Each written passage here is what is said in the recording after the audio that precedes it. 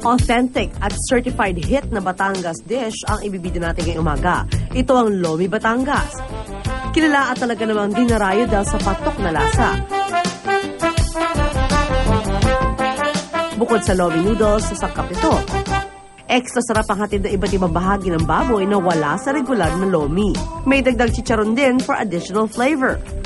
Natatakam na ba kayo? Then let's start cooking Lomi Batangas dito lang sa Kitchen Hear It.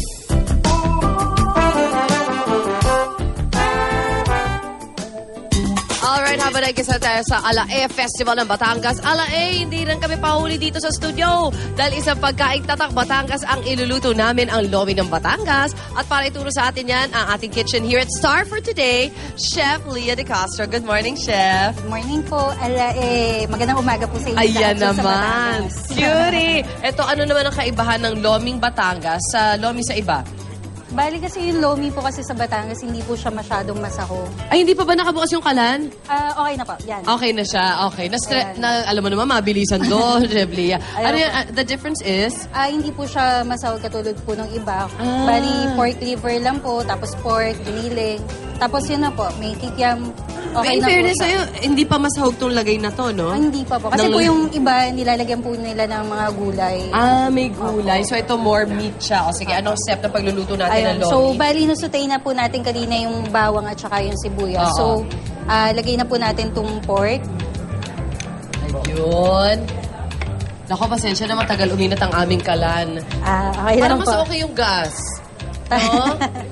Mas Tapos po yung mabilis. liver, Tapos yun yung giniling. liver. Tapos yan, ano yan? Giniling po. Ang giniling na pork or beef? Pork po. Pero usually po, yung iba po ginagamit nila is yung beef. Opo. Yung mahilig po sa beef, yun po yung ginagamit. Alam niyo na, nila. mga Mars, depende sa budget. Ayan. So, halo-halo. Yan pa lang yung mga sahog-sahog. May nakikita akong sausawan dito, chef. Para siyang sausawan. Sauce po siya para po dyan sa ating Lomi. Sa chicharon.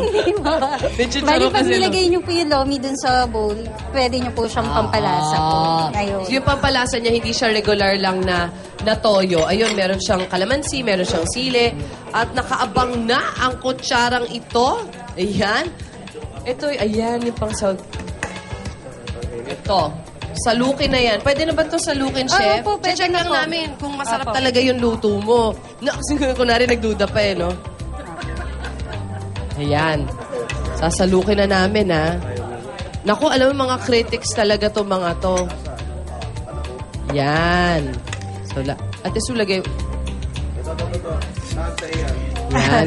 Oh, kunwari, ayan. Kunwari, hindi pa interesado si Ate Su. Yan naman. Yun, no? Pero, chef, pwede rin namin lagyan ng sahog. I mean, ibig sabihin ng gulay. Opo, if we dun want. po sa mga mahihilig, dun sa mahilig sa gulay, pwede siyang lagyan ng cabbage, Yan. pechay, ganun. Carrots. Beans, carrots. Ayun, no? Di ba? Pero Ikaw, dun sa so mga yan. pangmasa lang, okay na po yung ganyan. Oo. Bakit pang masa din naman ng gulay, no? Yung- Kailangan lagi may gulay. Pasabaw pa. Ayan. Medyo Ano matagal kasi na alam mo, kumulo. totoo ba, chef, pag gumawa kami ng Lomi, dapat ba damihan namin sabaw? Kasi parang nasisip-sip. Opo, kasi kapag nilagyan na po siya ng Yan. sticky po dun sa ating soup, Oo. madali po siyang tumigas. At saka, karamihan po kasi ng mga Batanggenyo, mahilig sa sabaw. Sa sabaw, Opo. no? Kuilar. Ayun. Ito ang bulakenyong kakain ng pagkain Batanggenyo. Yan. Ayun. Pila-pila. Yan. Tropang unang hirit. Ayan. Konti lang yung sabaw. Sabi pala ni Chef, pag nagluto, damihan natin ng, gusto mo yung pugo? Ang isang order po nito, 20-20 lang.